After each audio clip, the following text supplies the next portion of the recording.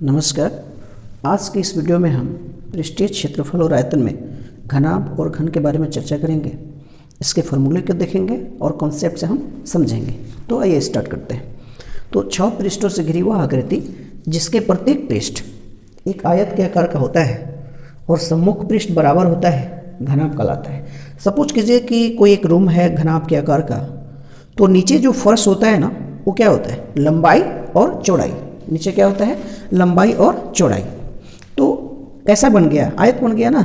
नीचे रूम अगर जो हो तो इस टाइप का हो गया, आयत बन गया। तो ये हो गया लंबाई और ये क्या हो गया? चौड़ाई। तो आयत का जो क्षेत्रफल होता है लंबाई गुना चौड़ाई।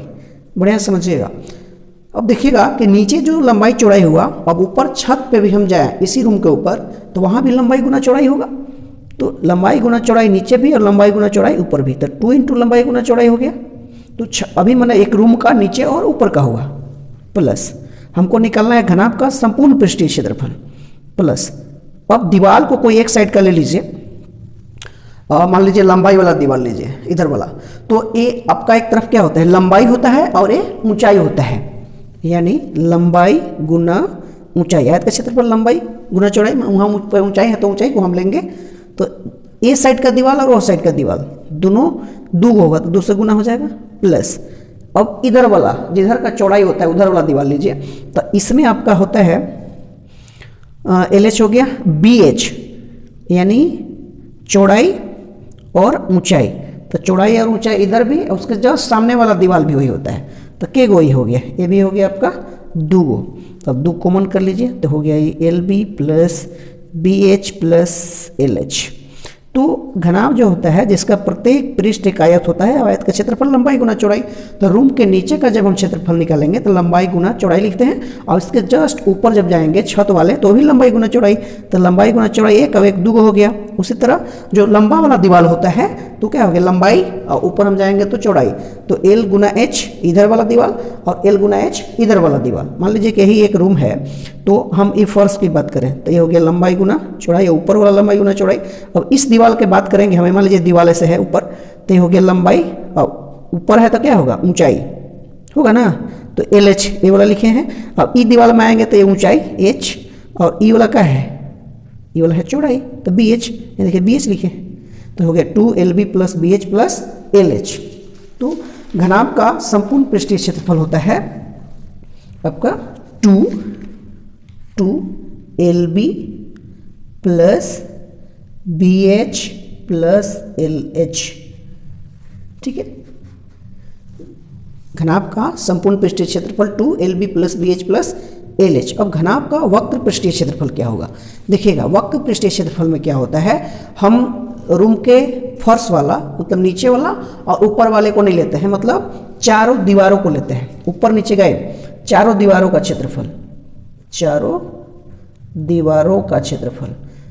तो चारों दीवारों में क्या क्या हो गया? देखिए, ऊपर वाला L गुना B नीचे था और L गुना B ऊपर था, तो L गुना B वाला को हटा दीजिए आप, L गुना B हटा दीजिए, मतलब ये वाला हटा दीजिए, तो क्या बच गया?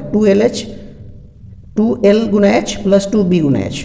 मतलब घनाभ का वक्र पृष्ठीय किसी भी वक्र में ऊपर वाला और नीचे वाले हिस्से को नहीं लेते हैं। मतलब एक अगर रूम की हम बात करें तो चारों दीवारों का क्षेत्रफल होगा, मतलब L गुना B नहीं होगा। तो घनाभ का वक्र पृष्ठीय क्षेत्रफल क्या हो जाएगा? 2, ये हो जाएगा LH प्लस BH। मतलब LB वाला पार्ट्स नहीं लिखेंगे हम, 2LH प्लस BH, मतलब ये वाला हुआ 2, हम L ले लिए, L गुना H प्लस B गुना H, है ना। तो हो गया आपका घनाभ का वक्र पृष्ठीय क्षेत्रफल। अब घनाभ का आयतन, तो आयतन का मतलब क्या होता है? जैसे कोई एक बाल्टी है तो उसमें कितना पानी मतलब उसमें अट रहा है, कोई रूम है तो उसमें कितना कोई चीज़ अट रहा है, कोई गुब्बारा है तो उसमें कितना हवा या गुब्बारा कितना फैल रहा है। माने आयतन का मतलब हुआ जो जिसका आयतन हमको निकालना, उसमें कितना कोई चीज़ अटता है। जैसे गिलास है तो उस गिलास में यदि 1/2 लीटर पानी अट रहा है तो उस गिलास का आयतन हो गया कितना? हाफ। तो आयतन का मतलब उसमें कितना चीज़ कोई चीज़ अट रहा है। तो आयतन का मतलब हुआ कि उसके आधार का क्षेत्रफल गुना ऊंचाई। जैसे एक रूम में मान लीजिए कोई चीज़ हमको हटाना है, भूसा हटाना है, सपोज कीजिए, या कोई भी चीज़, तो पहले उसका हम क्या देखेंगे? उसका आधार का क्षेत्रफल। तो आधार क्या होता है रूम का? लंबाई गुना चौड़ाई। तो आधार हो गया आपका लंबाई गुना चौड़ाई। तो आधार का क्षेत्रफल गुना ऊंचाई। तो ऊंचाई क्या है इसमें? h। तो घनाभ का आयतन होता है लंबाई गुना चौड़ाई गुना ऊंचाई। अब घनाभ में हम बात करें तो घनाभ में 6 फलक हुए, 12 को किनारा हुआ और कोण कितने होते हैं? 8 को होते हैं, किनारा या कोण, कोण जिसको बोलते हैं। तो इसमें 12 किनारे होते हैं और 8 कोण होते हैं और सतह या फलक 6 होते हैं। अब हम बात करते हैं घन की, और इसमें याद रखिएगा कि लंबाई चौड़ाई और ऊंचाई जो है इसमें दो को कोई बराबर हो सकता है। अब तीनों बराबर हो जाएगा तो वो क्या कहलाएगा? घन। दो को बराबर रहेगा तो कहलाएगा घनाभ। जैसे हम लेते हैं पासा, तो पासा में लंबाई चौड़ाई और ऊंचाई सब बराबर होता है। तो तीनों जब बराबर होता है तो उसको हम घन कहते हैं, और कहीं दो को बराबर हो गया तो घनाभ ही होगा। या तीनों अलग अलग हो सकता है घनाभ में, लेकिन घन में लंबाई चौड़ाई और ऊंचाई तीनों क्या होते हैं? बराबर होते हैं। तो आइए अब हम घन के बारे में चर्चा करते हैं। तो याद रखिएगा घनाभ का समस्त या संपूर्ण पृष्ठ का क्षेत्रफल 2LB + BH + LH, घनाभ का वक्र पृष्ठीय क्षेत्रफल 2LH + BH, और घनाभ का आयतन लंबाई गुना चौड़ाई गुना ऊंचाई। तो हम बताते हैं घन के बारे में। तो घन जो है ये भी 6 पृष्ठों से घिरी हुआ आकृति, जिसमें प्रत्येक पृष्ठ एक वर्ग होता है। जैसे पासा, प्रत्येक पृष्ठ माने उसका सतह जो है वर्ग के आकार का होता है। तो वर्ग का मतलब इसके भुजा क्या होंगे? चारों भुजाएं क्या होते हैं? आपस में समान होते हैं, सब आपस में क्या होते हैं? बराबर। तो इसके और सम्मुख पृष्ठ बराबर होते हैं, मतलब सामने सामने का जो पृष्ठ होता है वो बराबर होता है। जैसे कि वर्ग में क्या होता है? ए भुजा बराबर, ए भुजा बराबर, है ना।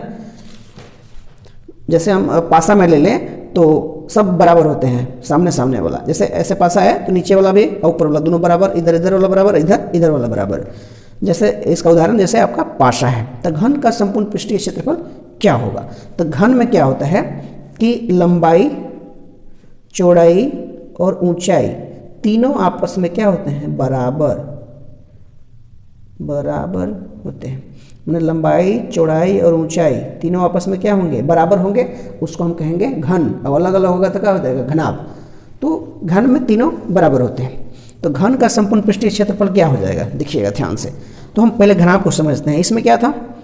देखिए सब इसमें बराबर है, इसकी भुजा लंबाई चौड़ाई और ऊंचाई सब बराबर है। सबको हम मान लिए कि क्या है? सब बराबर है, तो हम सबको मान लिए कि क्या है? ए। मतलब लंबाई भी ए, चौड़ाई भी ए और ऊंचाई भी ए, सब बराबर है। तो घन का संपूर्ण पृष्ठीय क्षेत्रफल हो जाएगा। यहाँ देखिए इसमें सब में एल की जगह भी ए रखिए, बी की जगह भी ए रखिए और एच की जगह भी ए रखिए। तो ये क्या बन जाएगा? देखिएगा 2। इसी में एल की जगह ए तो ए गुना ए प्लस बी की जगह भी ए और एच की जगह भी ए प्लस ए गुना ए। ए स्क्वायर तो 3a² और 3 दूनी के 6, तो ये आपका हो जाएगा 6a²। तो घन का संपूर्ण पृष्ठीय क्षेत्रफल होता है 6a²।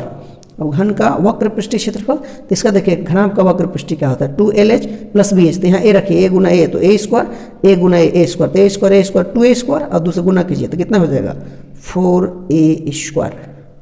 तो घन का वक्र पृष्ठीय क्षेत्रफल होता है 4a²। आगे देखते हैं अब घन का आयतन। तो घन का आयतन जो होता है तो आधार का क्षेत्रफल, आधार तो उसका वर्ग है, वर्ग का क्षेत्रफल क्या होता है? भुजा स्क्वायर कहिए या उसको अगर जब आयत समझ लंबाई गुना चौड़ाई, तो ए गुना ए तो क्या हो गया? इसका आधार का क्षेत्रफल होगा, भुजा तो बराबर है ए गुना ए और ऊंचाई भी क्या है? ए। मतलब इसका लंबाई भी ए, चौड़ाई भी ए, ऊंचाई भी ए, तो ए सब क्या हो जाएंगे? AQ। तो घन का आयतन जो होता है आपका क्या होता है? AQ होता है। ठीक है। घन का विकर्ण √3 होता है। घनाभ का अगर जब विकर्ण की बात करें तो √L² लिख देते हैं। घनाभ का विकर्ण होता है √L² + B² + H²।